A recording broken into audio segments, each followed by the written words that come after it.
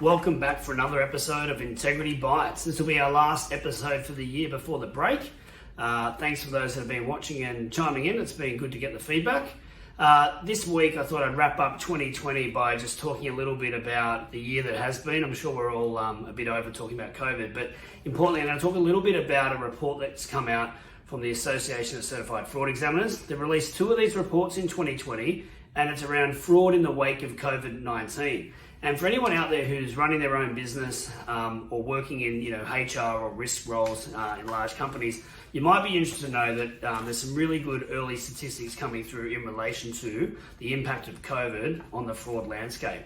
And importantly, what it's showing, they've done two reports, one earlier in May, June, and another one just recently in sort of late 2020. And what it's showing is that 77% of the respondents around the globe have seen a rise in fraud already in 2020 in their businesses. It's up from about 60-something% in the previous survey, and up to 92% of people in those organisations are expecting it to increase even further in 2021. So I think we all anecdotally know that things like fraud is on the rise, but I think it's really important we're getting these leading indicators now from surveys from real life impact. For anyone who knows about fraud, or what I can share with you, is that the number one reason why people commit fraud, or the number one red flag and motivator, is around personal financial distress. So there's a pressure in their life around financial distress, economic hardship, whatever the case may be, and that drives them to commit fraud. And some of the fraud risks that we're seeing realised in 2020 involve cyber scams. So that's things around business email compromises. So we all see those fake invoices, your computer's getting hacked, ransomware, malware, those things. That's one of the largest concerns and the fastest growing frauds impacting businesses.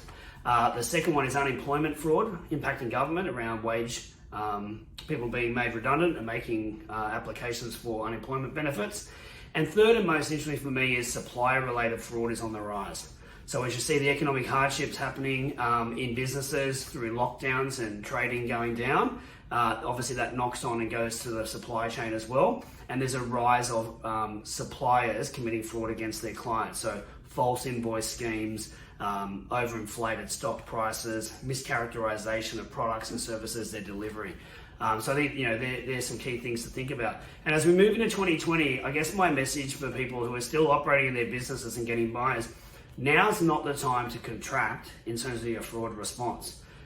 Naturally, we're all worried about revenues, we're all worried about staying in business, and you've got to make sure you pay the bills. But with the global pandemic continuing into 2021 and the increasing financial pressure on individuals as well as businesses, the environment's never been more right for people to commit fraud. And we're seeing that now with the stats that I've just shared with you. I can tell you personally from the work we're doing with government and corporate that they're seeing a rise in conflicts of interest and supplier related issues. As I've mentioned, they're seeing a rise in external fraud through business email compromises. So it's absolutely happening. And as we move into 2021, I've got some tips for you to think about in terms of combating this, because the natural inclination is to hold back your spending on this and to not do something. But if anything, that's going to create a bigger issue for you and your business down the line. So a couple of those things that I wrote down is, first and foremostly, number one tip, when you see an issue of fraud, corruption or misconduct in your business, now's the time to respond quickly and decisively. Don't sweep it under the carpet. Don't turn a blind eye, because it's likely to go on for longer. It's going to cost you more. You've got to take action quickly. Importantly and culturally, you're going to be sending a message to people that you're taking this stuff seriously, you're not asleep at the wheel. So that's a really big one. If you see fraud, see potential corruption or misconduct, take decisive action. Look into it, assess it, investigate it, and if you need external help, go to the right people who've got the forensic and investigative capabilities to help you out. Don't sweep it under the carpet and don't ignore it. Second one, I bang on about this a lot. Invest in a whistleblower hotline, and potentially one that's externally managed. Now, a bit of a plug, we do this, and I make no bones about it. The reason I say you need an externally managed hotline to complement internal channels is because when it comes to serious fraud and corruption, often involves management to senior executives, and people are scared to speak up internally about those issues for obvious reasons, okay? Because you're going to have people receiving the report internally, potentially sweeping it under the carpet. Invest in an externally managed hotline.